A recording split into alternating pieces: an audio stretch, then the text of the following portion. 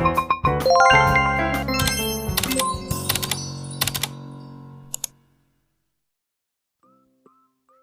guys, this is Chinny Rubio back again with another mini vlog. At ngayon, nagtitimpla na nga ako ng aking kape.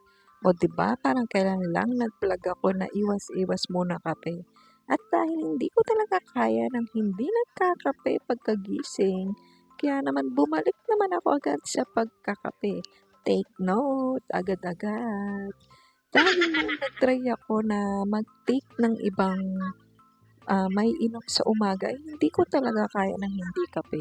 Sumubok ako ng mga gatas, champion, pero talagang hindi talaga sapat sa akin yung gano'n.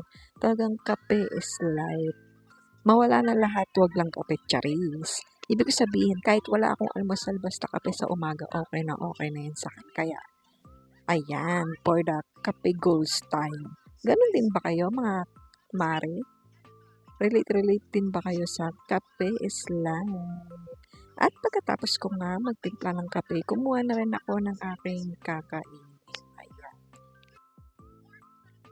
Uy, inay-inay lang. Ang laki na ng tiyan mo. Tumataba ka na naman. Chari. Hindi naman talaga ako mahilig magkanin sa umaga, pero talaga nasasanay na ako dito. Pero minsan talaga, Mara, hindi talaga ako nagkakanin. Minsan kape lang, tapos minsan tinapay or minsan papakla ng ulam, ganar. Kita nyo naman yung tiyan ko, talagang lumalaki na. At bumibilog na naman ako. Ayoko naman kasi tumaba ng pagka sobra-sobra, ganar. Kaya kung ayaw mong tumaba, mag-diet-diet ka. At pagkapasok ko nga dito sa kwarto, ayan, nakita niyo naman kanina si Coco. Kasi dati, pag umuwi kami dito, nung wala pa kaming dala ni Mahal na aso, talagang yan yung lagi nandito sa amin.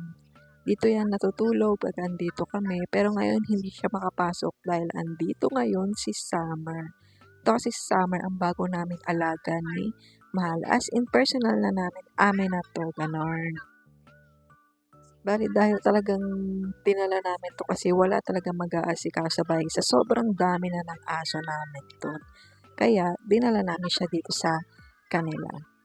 O siya, hanggang dito na lang guys ang aking mini vlog. Thanks for watching.